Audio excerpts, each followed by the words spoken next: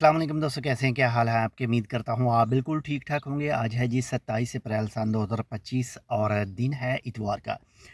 दोस्तों, ये जो टैंकर चलाने वाले हजरात हैं, ख़ासकर जो टैंकर ड्राइवर हैं, वो चाहे पानी पीने वाला पानी जो है उसको चलाते हैं। पीने वाले पानी के लिए तो ओमानी ही मखसूस हैं। बाकी गंदे पानी का टैंकर और जो दरख्त वगैरह को लगाया जाता है वो खारजी भी चलाते हैं। तो ये तीनों टाइप के जो टैंकर हैं, इनके हवाले से ओमान की वजारत की तरफ से जो है वो न्यू कानून जो हैं वो बताए गए हैं। वो तफसील आपके साथ मैं इस वीडियो में शेयर कर रहा हूँ।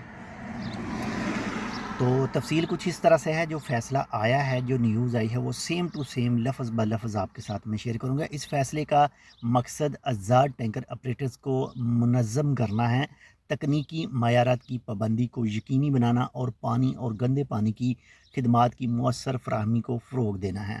नई हदायत ख़ास तौर पर आज़ाद टैंकर ऑपरेटर्स और पानी की नकलो हमल, गंदे पानी के जमा करने और साफ़ शुदा पानी की नकलो हमल के शोबों में उनकी सरगर्मियों को निशाना बनाएंगे।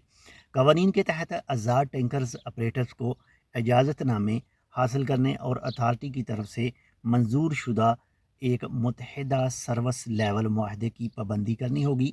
ये मुआहदे ऑपरेटर्स और लाइसेंस याफ्ता फ़रीक़ों की ज़िम्मेदारियों, मयारात, शिकायत के तरीक़ाकार और जाँच के प्रोटोकॉल को तफसील से बयान करते हैं।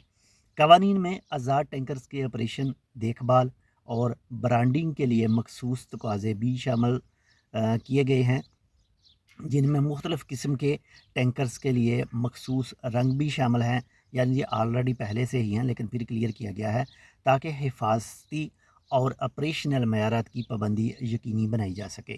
फैसले के आर्टिकल 6 के मुताबिक टैंकर के बैरूनी जगह पर, जो बाहर की जगह, उस पर पेंट दर्जा झैल होंगे। पीने के पानी का जो टैंकर है उसका नीला रंग होगा, ऑलरेडी नीला नीला ही होता है, जिस पर पीने का पानी लिखा होना चाहिए।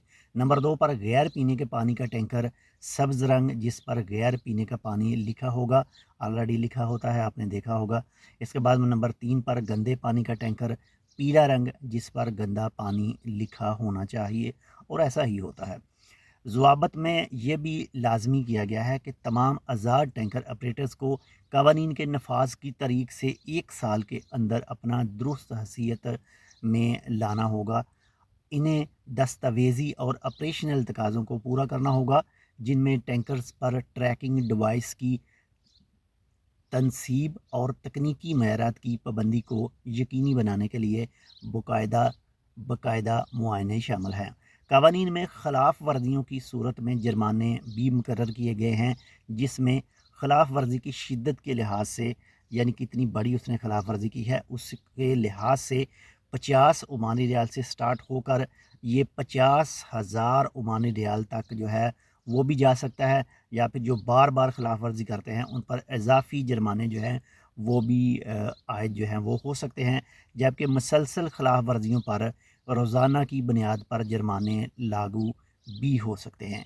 तो अगर आपका ख़ुद अगर आप एक ड्राइवर हैं और आप पानी गैर साले, जिसके ऊपर लिखा होता है, वो चलाते हैं टैंकर, या फिर गंदे पानी का टैंकर चलाते हैं, तो जो भी हुकूमत की तरफ से मयारात बताए गए हैं उनको लाजमी फ़ॉलो कीजिएगा।